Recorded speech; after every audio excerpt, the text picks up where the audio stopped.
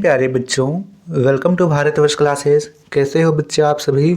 आशा करता हूँ आप सभी अच्छे होंगे, स्वस्थ होंगे। प्यारे बच्चों, हम लोग कक्षा 4 JCERT रोचक गणित पाठ्यपुस्तक में पाठ 11 पट्टीकरण, क्षेत्रफल एवं परिमाप को पढ़ रहे थे। इसके पिछले 2 वीडियो में हमने पट्टीकरण एवं क्षेत्रफल को पढ़ा था। इसके साथ ही पट्टीकरण और क्षेत्रफल से संबंधित जितने भी प्रश्न हैं मैंने आप सभी को हल करवा दिया है। तो जितने भी बच्चों ने उन वीडियोस को नहीं देखा है तो बच्चा आप प्लेलिस्ट में जा कर के उन सारी वीडियोस को देख सकते हो। अब प्लेलिस्ट कैसे चेक कीजिएगा? यहाँ पर एक वीडियो प्ले की जा रही है। इस वीडियो की मदद से आप देख सकते हो कि हम प्लेलिस्ट से कोई भी वीडियो कैसे देखें।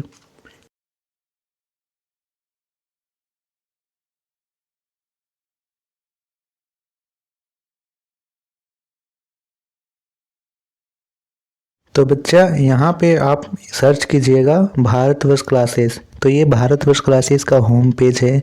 सबसे पहले जितने बच्चों ने सब्सक्राइब नहीं किया है आपको यहाँ सब्सक्राइब पे क्लिक करना है और इस घंटे वाले बेल आइकन को दबा करके ऑल में ऑन कर देना है, जिससे जब भी वीडियो अपलोड होगी आपको सूचना मिल जाएगी। फिर आप यहाँ पे इधर कीजिएगा तो ये भारतवर्ष क्लासेस की सारी वीडियोस हैं। मैंने आप लोगों के लिए बहुत सारे वीडियोस बनाए हैं। फिर ऐसे कीजिएगा तो आपको प्लेलिस्ट आ जाएगी, जिसमें से पहला ही प्ले लिस्ट है class 4 math JCERT Bharatvarsh classes.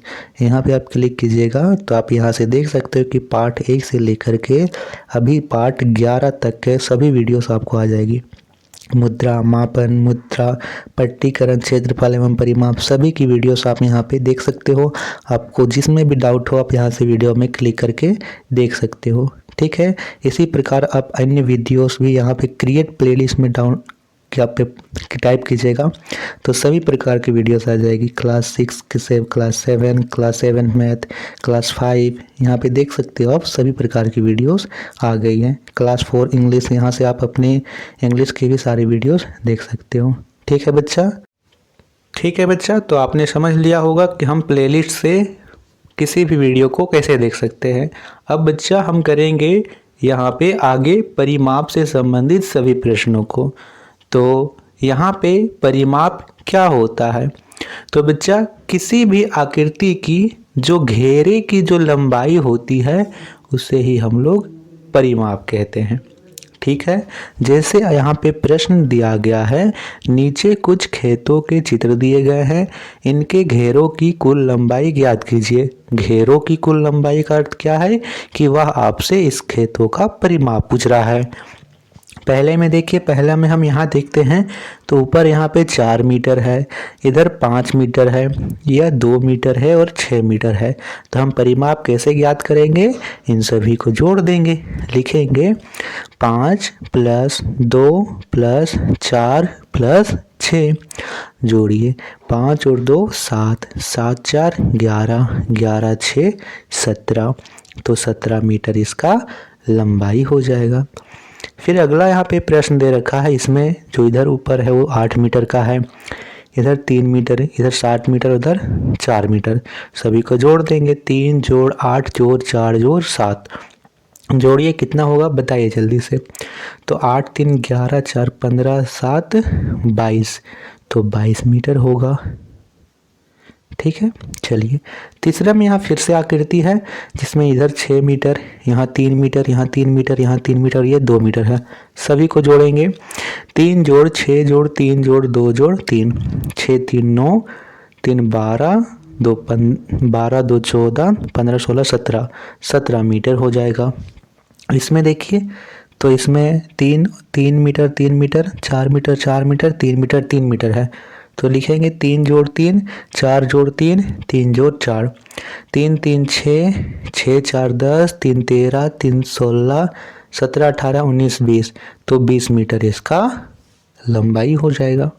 ठीक है, प्रश्न संख्या 2 यहाँ पे दे रखा है, नीचे दी गई आकृतियों के किनारों को मापकर उनका परिमाप ज्ञात कीजिए। तो आप स्केल की सहायता से इसे मापिएगा। ठीक है बच्चा, तो स्केल की सहायता से इसे मापेंगे तो यह जो है इसकी लंबाई 2.5 होगी, नीचे वाले की लंबाई 6 सेंटीमीटर होगी और इसकी लंबाई 6.5 सेंटीमीटर होगी। इन तीनों को जोड़ लेना है। तो यहाँ पे जोड़ेंगे पहले 6 और 6 12.5 और 2 12 13 14 और यहाँ आधा 15, यानी 15 सेंटीमीटर इसकी कुल लंबाई होगी। यही इसका परिमाप होगा।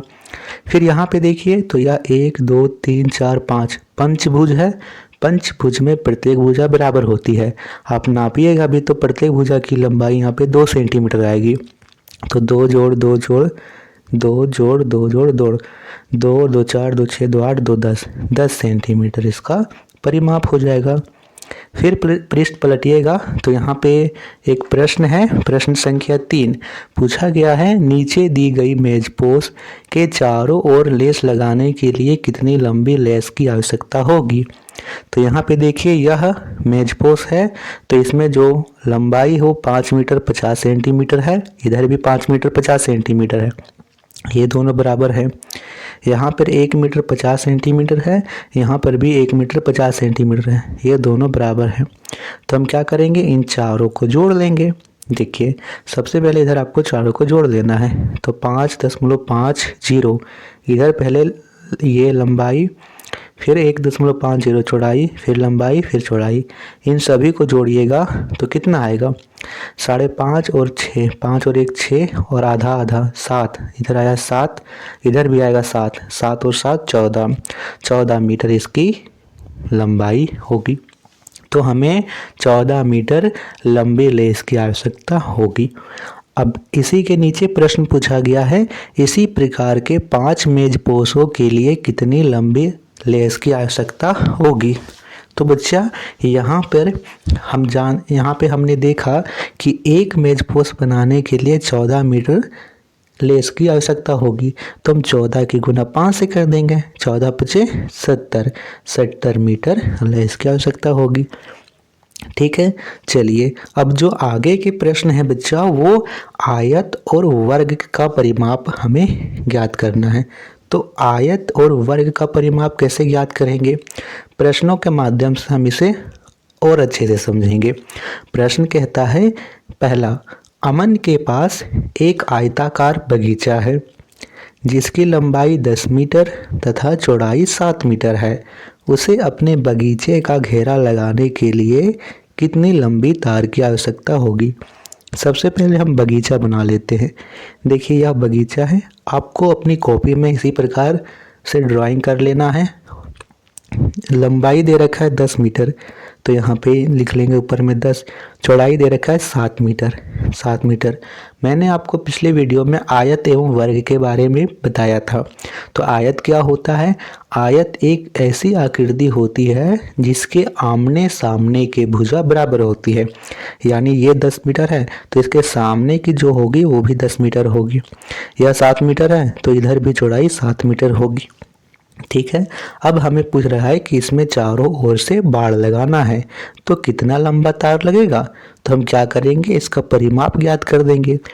आयत का परिमाप कैसे ज्ञात करते हैं, तो आयत का परिमाप ज्ञात करने का सूत्र होता है कि सभी इस लंबाई और चौड़ाई को जोड़ लो।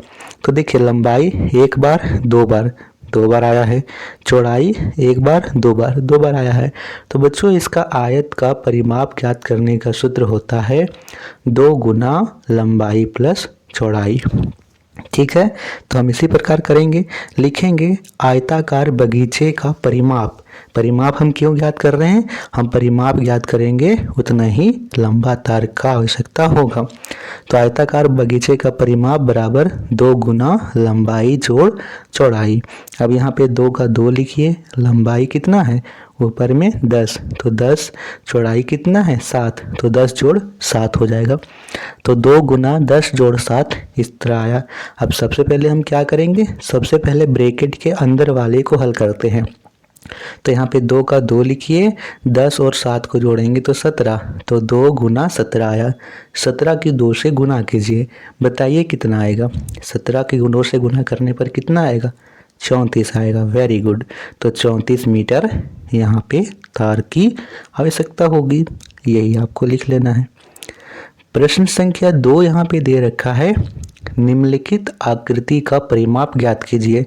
आप देखिए कि यह एक आकृति जो है वो आयत के आकार के है, क्योंकि यहाँ भी 28 है, यहाँ भी 28 है, आमने सामने की भुजा बराबर है, यहाँ भी 14, यहाँ भी 14 है, बराबर है। तो सबसे पहले यहाँ पे हम लिख लेते हैं आयत की लंबाई बराबर 28 सेंटीमीटर, आयत की चौड़ाई बराबर 14 सेंटीमीटर, लंबाई ये है, चौड़ाई ये है।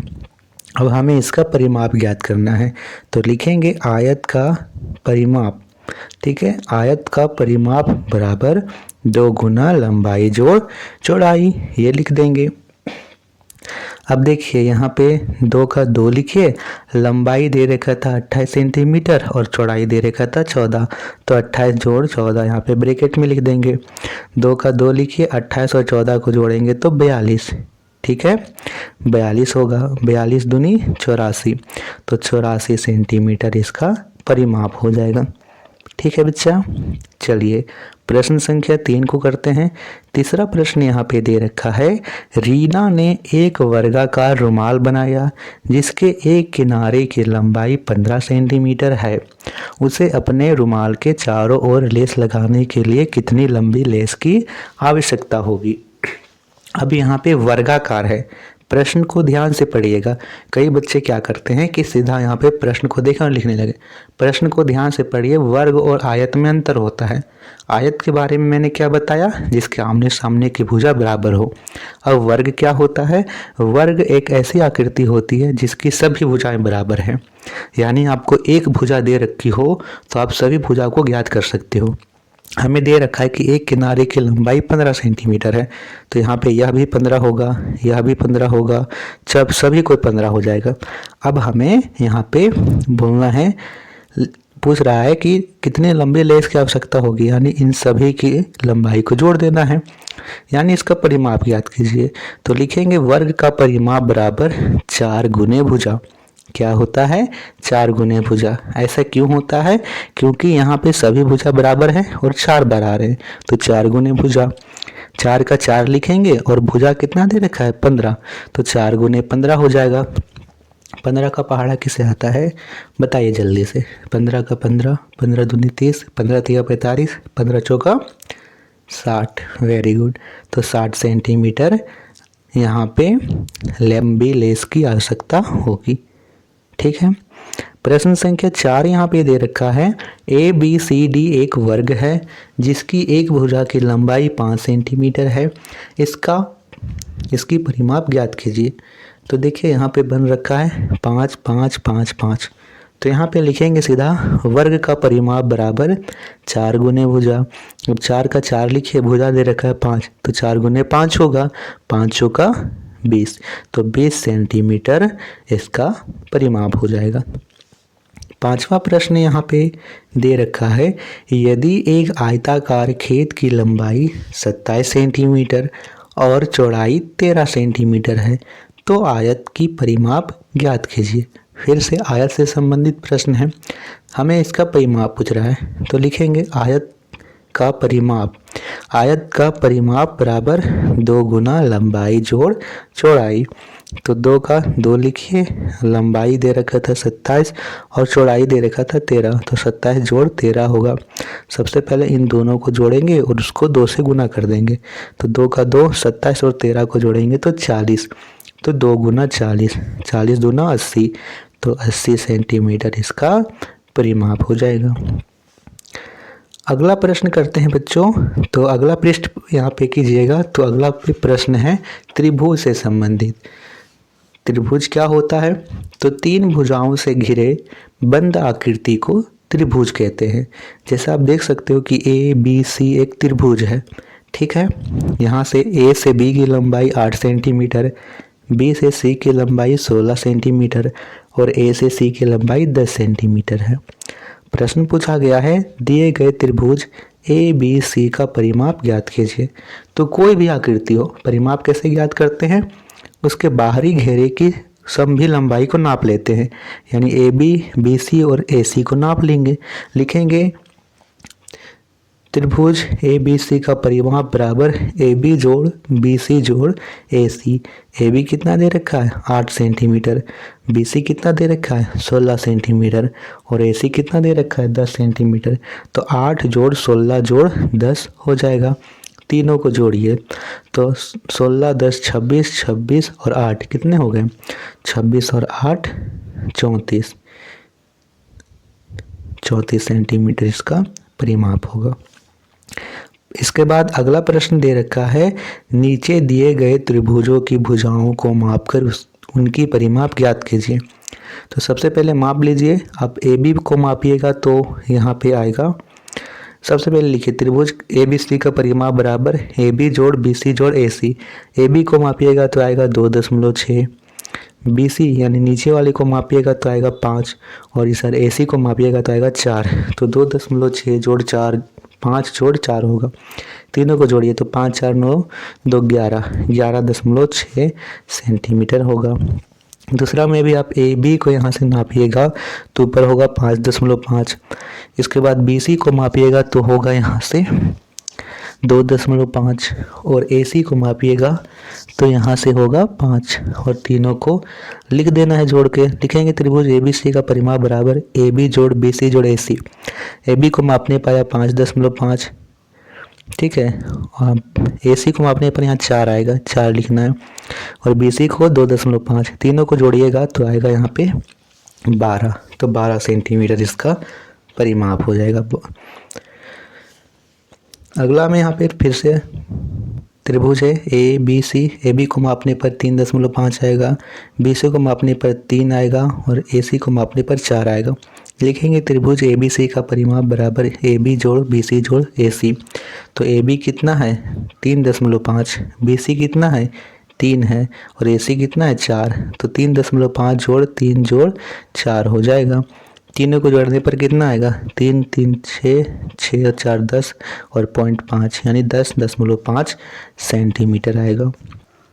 फिर यहाँ से एक त्रिभुज है, इसे नापिएगा तो ए बी का जो है लंबाई वो 2.5, ए सी की लंबाई 6 और ए बी की लंबाई तो यहाँ पे 2.5 आया, ये 6 आया और बी सी की लंबाई 6 होगा। पहले लिख लेंगे त्रिभुज ए बी सी का परिमाप बराबर ए बी जोड़ बी सी जोड़ ए सी बराबर 2.5 जोड़ 6 जोड़ 6 6 से 12 2 14, 14.5 यह इसका परिमाप होगा। ठीक है, तो बच्चा इसके आगे का जो प्रश्न है वो वृत्त से संबंधित है और वृत्त से संबंधित एक प्रश्न है कि प्रकार की सहायता से किसी भी माप के वृत्त की रचना कीजिए। तो ये तो आप खुद से ही कर लीजिएगा, ठीक है, ये बहुत ही आसान प्रश्न है। तो आशा करता हूँ कि आपको वीडियो अच्छी लगी हो। वीडियो अच्छी लगी हो तो वीडियो को लाइक कीजिएगा, शेयर कीजिएगा। भारत वर्ष क्लासेस पर नए हैं तो सब्सक्राइब जरूर कीजिएगा। धन्यवाद।